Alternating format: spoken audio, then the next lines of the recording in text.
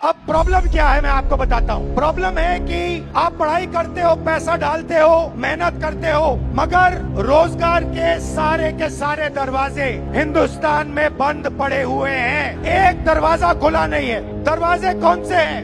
पहला दरवाजा मैन्युफैक्चरिंग का। आज दुनिया में आपको मेड इन चाइना दिखेगा, मेड इन वियतनाम दिखेगा, मेड इन बांग्लादेश दिखेगा, मगर मेड इन इंडिया नहीं दिखेगा। इसका कारण है नोटबंदी और गलत जीएसटी ने हमारे मैन्युफैक्चरिंग सिस्टम को खत्म कर दिया है। जो छोटे व्यापारी रोजगार दिलवाते थे, जो पहले हिंदुस्तान में होता था, leather industry, textile industry, automobile industry, अलग अलग इंडस्ट्रीज में मैन्युफैक्चरिंग जो होती थी, वो सारा का सारा खत्म हो गया है। पहला दरवाजा बंद। दूसरा दरवाजा एंटरप्रेन्योरशिप का, जिसको स्टार्टअप इंडिया कहा गया। स्टार्टअप इंडिया में सबसे जरूरी चीज, आप जैसे स्टूडेंट्स को बैंक लोन, छोटे बिजनेसेस को बैंक लोन, फाइनेंशियल सपोर्ट। भाई और बहनों, हिंदुस्तान के बैंक्स आप जैसे स्टूडेंट्स को 1 रुपया कभी नहीं देंगे। अंबानी अदानी को लाखों करोड़ रुपए देंगे, मगर आपको 1 रुपया नहीं देंगे।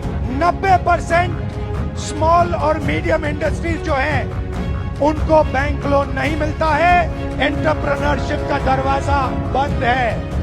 तीसरा दरवाजा, जिसको हम कहते हैं सरकारी नौकरी का, जिसमें आप पेपर लीक का सामना करते हो, उस दरवाजे में भाइयों और बहनों 150 में से एक युवा निकलता है। अगर 150 युवा एग्जाम लेते हैं, सरकारी नौकरी ढूंढते हैं, एक युवा उसमें से निकलता है। पब्लिक सेक्टर, जो पहले 10 साल पहले 14 लाख युवाओं को ये रोजगार देता था, भाइयों और बहनों, पब्लिक सेक्टर को प्राइवेटाइज कर दिया गया है। पब्लिक स्कूल्स बंद कर दिए, पब्लिक अस्पताल बंद कर दिए, नवरत्न उठा के बेच दिए, बीएसएनएल बेच दिया, ऐसी कंपनियां बेच दी, पोर्ट, एयरपोर्ट, सारा का सारा अदानी जी को पकड़ा दिया।